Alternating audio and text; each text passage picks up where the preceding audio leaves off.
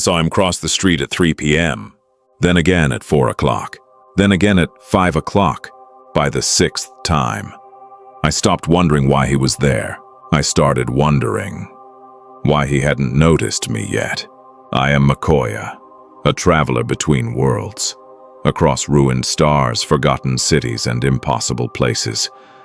I collect the stories that should never have existed. This one was recorded in a city that did not realize it was repeating. Every hour, on the hour, a man crossed the street. At first, nothing about him seemed wrong. The heat hung low over the asphalt, thick and unmoving. Engines vibrated at the intersection. The pedestrian signal clicked, a dull mechanical sound swallowed by traffic noise. Green. And he stepped forward. A pale gray shirt, slightly creased. Dark trousers, clean shoes, mid-30s. Unremarkable. The kind of face you forget immediately. An hour later, he crossed again. Same direction, same pace, same posture. You wouldn't notice it unless you stayed. Most people don't stay. But something about it held me there. By the 3rd time, the air felt heavier, not hotter. Denser, like something unseen had settled over the street. The 4th time, I stopped watching the crossing. I started watching him. Every step landed in the exact same place. Not approximately, exactly. His right foot struck a fracture in the asphalt. His left aligned with a faded white stripe. His shoulder dipped, his head tilted. Identical, not human repetition. Mechanical. No hesitation, no variation, no awareness of time passing. The world around him changed. Cars shifted, shadows stretched, people moved unpredictably. But he did not. He remained fixed. By the 6th crossing, I checked the time obsessively. Every hour, exact, no delay, no drift. Like the world adjusted itself to match him, not the other way around. I started recording. I don't know why. Instinct, maybe. Proof. Something to anchor reality. I filmed him crossing. Then again the next hour, and then again. When I compared the videos, they were the same. Not similar. The same file. Frame for frame. The same woman dropping her phone. The same taxi braking too late. The same shadow cutting across the road. The same bird passing overhead at the exact same angle. Nothing changed, because nothing new had happened. That moment wasn't repeating. It was being replayed. I stopped leaving the area. Time outside the crossing began to feel irrelevant, like it belonged to something else, something I was no longer part of. By the 9th hour, I realized something worse.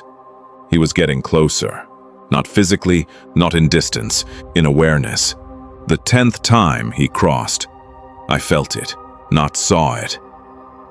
Felt it. Something align, like a lock, clicking into place. The 11th, the sound of the city dulled. Not silence, suppression. Like everything had been pushed down beneath a layer of something heavy. The air turned cold. Wrong cold, not natural, not environmental. The 12th crossing. The signal flickered. Once. The green light stretched longer than it should have, and he stepped forward. Same movement, same path, until he didn't stop. He walked past the crossing, straight toward me. My body locked instantly. Not fear, not shock, removal, like control had been taken. Cleanly. He stopped inches away, up close. His face wasn't right. It wasn't damaged, it wasn't distorted, and it was incomplete. Too smooth, too consistent, like a surface that had never been lived in. His eyes pointed toward me, but they weren't seeing. They weren't focusing. They were aligned. And then he spoke. You noticed. The words didn't pass through the air. They arrived. Directly. Inside. My chest tightened. My thoughts slowed. Like something was pressing inward from all directions. His head tilted slightly. The first deviation. You are no longer outside the cycle. The city behind him froze. Not visibly, but structurally. Everything held in place. Too perfectly. And then, I saw it. Behind him.